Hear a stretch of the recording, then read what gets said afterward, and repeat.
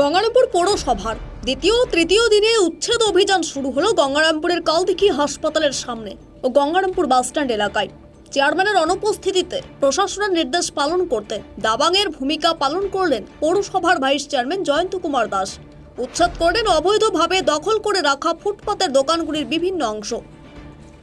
রাজ্যের মুখ্যমন্ত্রী মমতা বন্দ্যোপাধ্যায় উত্তরবঙ্গ সহ সারা রাজ্যের পাশাপাশি দক্ষিণ দিনাজপুর জেলা জুড়ে অবৈধভাবে ফুটপাত দখল করে গড়ে ওঠা দোকানদারদের উচ্ছেদের নির্দেশ দেন। সেই নির্দেশ পাওয়া মাত্রই গঙ্গারামপুর পৌর প্রশাসনের তরফে মাইক দিয়ে প্রতিটি দোকানদারদের সময়ও দেওয়া হয় দোকান ভেঙে নেওয়ার জন্য।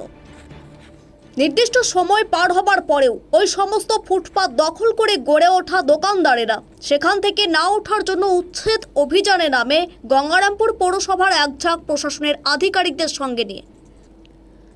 প্রথমে গঙ্গারামপুর হাইরোডের শিববাড়ি মোড় এলাকার বহু দোকান উঠতে অভিযান করেন। উচ্ছেদের দ্বিতীয় দিনে অর্থাৎ শুক্রবার চেয়ারম্যান প্রশান্ত মিত্রের অনুপস্থিতিতে তার নির্দেশে পৌরসভার ভাইস চেয়ারম্যান জয়ন্ত কুমার দাস 18 নম্বর ওয়ার্ডের কালদিঘি হাসপাতালের সামনে উচ্ছেদ অভিযানে নামেন।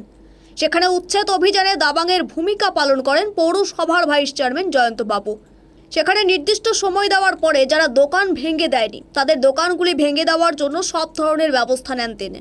এরপরেই উচ্ছেদ অভিযানের তৃতীয় দিনে অর্থাৎ শনিবার দুপুরে গঙ্গারামপুর পৌরসভার 12 নম্বর ওয়ার্ডের বাসস্ট্যান্ড এলাকায় যে সমস্ত ফুটপাত দখল করে গড়ে ওঠা দোকানদারদের উচ্ছেদ অভিযান শুরু করেন ভাইস চেয়ারম্যান জয়ন্ত কুমার দাস।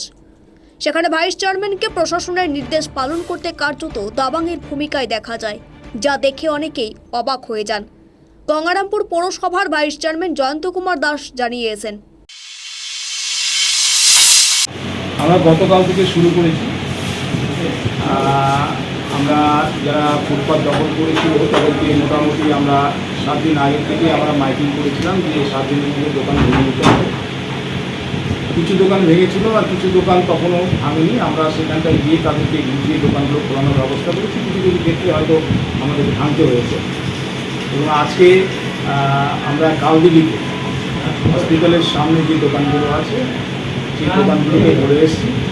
ওরা বলেছে আমরা দুদিনের মধ্যে ভেঙে এবং উল্টো দিকে যে দোকানগুলো আছে সেই দোকানগুলোকে বলে দিয়েছি যে একটা নিরাপদ স্থান থেকে, মানে যেখানে যাতায়াত করে আর কি আমাদের পথচারীরা, সেখান থেকে দূরত্ব রেখে আমরা দাঁড় থেকে দিয়েছি। সেই দাঁড় অনুযায়ী তাদেরকে ঘর ভাঙতে হবে।